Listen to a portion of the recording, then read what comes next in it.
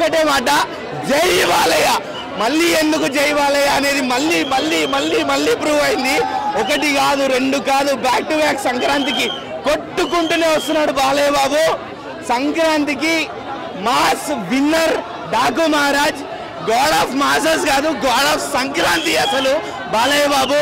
అసలు బాబీ కొల్లి గారు మీకు హ్యాట్స్ ఆఫ్. అసలు మీకు సీనియర్ హీరోని హ్యాండిల్ ఎలా చెయ్యాలి, ఫ్యాన్స్ని ఎలా పుష్ చేయాలి, ఫ్యాన్స్కి ఎట్లా పండగ వాతావరణాన్ని ఇవ్వాలి అంటే బాబీ కొల్లి గారిని చూసి నేర్చుకోవాలి. బాబీ కొల్లి గారి తర్వాతనే ఎవరైనా కానీ. లాస్ట్ ఇయర్ చూసుకుంటే వాల్తేర్ వీరతో పూనగాలు ఇచ్చారు. ఈసారి చూసుకుంటే మాత్రం డాకు మహారాజ్తో దవిడి దివిడి చేపించారు. అసలు ఫస్ట్ హాఫ్ మొత్తం ఫైట్స్ పంచ్ డైలాగులు, అలాని స్టోరీ లేదని కాదు, మంచిగా స్టోరీని స్క్రీన్ ప్లేని మిక్స్ చేస్తూ మంచి ఎలివేషన్ సీన్స్ ఇస్తూ ముందుకు తీసుకెళ్లారు. సెకండ్ హాఫ్ ఎక్కడైతే ఫ్లాష్ బ్యాక్ స్టార్ట్ అవుతుందో, డాకు మహారాజ్ గెటప్ వస్తుందో అక్కడి నుంచి ఇంకా హై.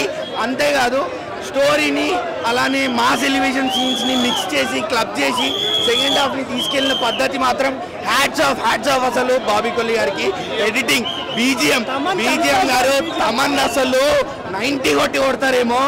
అసలు అఖండ చూసుకోండి, ఏదైనా చూసుకోండి, బాలయ్య బాబు తమన్ బెస్ట్ కాంబినేషన్. ఇది కూడా అలానే కొట్టారేమో, 90 కొట్టి అసలే సినిమా మొత్తం మ్యాన్షన్ హౌస్ బాటిల్ కనిపిస్తూ ఉంటుంది. దానికి తోడు బాలయ్య బాబు గారు స్క్రీన్ మీద మ్యాన్షన్ హౌస్ బాటిల్, వెనకాలేమో తమన్ గారు డప్పులు కొట్టుడు. తమన్ గారు అసలు క్రేజీ మూవీ. ఎక్కడ ఒక డల్ మూమెంట్ అనేది లేదు. ప్రతి ఒక్క రోల్ కూడా చాలా బాగుండింది.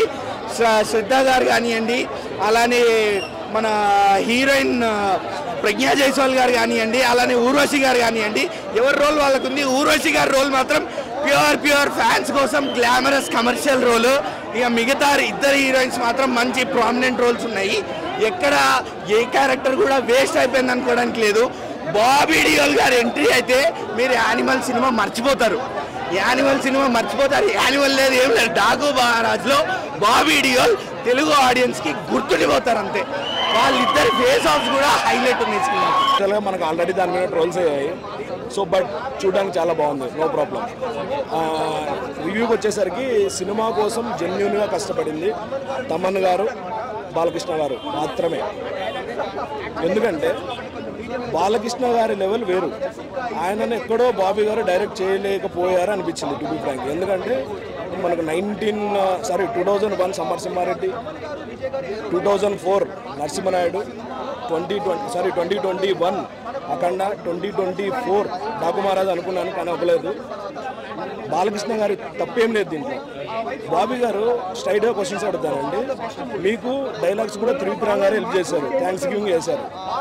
మీరు స్టోరీ ఎలా అనిపించిందంటే ప్రతి సీను ఎక్కడ మీరు వెరైటీగా రాసుకోలేదు. ప్రతి సీను ఏదో రొటీన్ సినిమాలో చూసినట్టు ఎక్స్పెక్టేషన్ లెవెల్లో ఉంది. బాలకృష్ణ గారు తప్పేం లేదు దీంట్లో.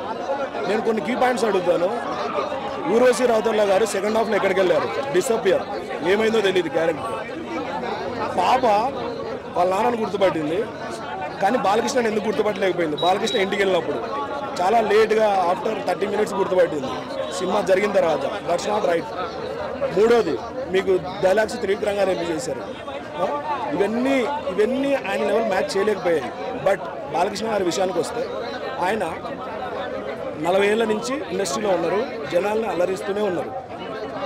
ఏ హీరో కానీ ఆ ఏజ్లో జనాల కోసం డ్యాన్స్ చేయడు, ఓన్లీ ఫ్యాన్స్ కోసం. ఆయన ఈ ఏజ్లో ఎవరండి డ్యాన్స్ చేసేది? బాలకృష్ణ గారు తప్ప. ఫ్యాన్స్ కోసం డ్యాన్స్ కానీ, డైలాగ్స్ కానీ, యాక్షన్ కానీ ఎక్స్ట్రాడినరీ.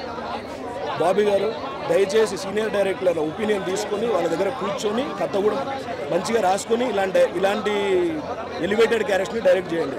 ఆయన సమరసింహారెడ్డి ఇవన్నీ చూసిన తర్వాత ఆయన గురించి డైరెక్ట్ చేయండి. 2025కి వచ్చాము. చిన్న సీన్లే చాలా ఓల్డ్గా అనిపించాయి. సినిమా అయితే చూడొచ్చు ఒకసారి. బాలకృష్ణ గారి యాక్టింగ్, తమన్ గారి మ్యూజిక్ ఎంజాయ్ చేయొచ్చు. మా సత్యం 24 ఫ్రేమ్స్ ఛానల్ని సబ్స్క్రైబ్ చేసుకుని బెల్ ఐకాన్ని యాక్టివేట్ చేసి లైక్ చేయగలరు, షేర్ చేయగలరు.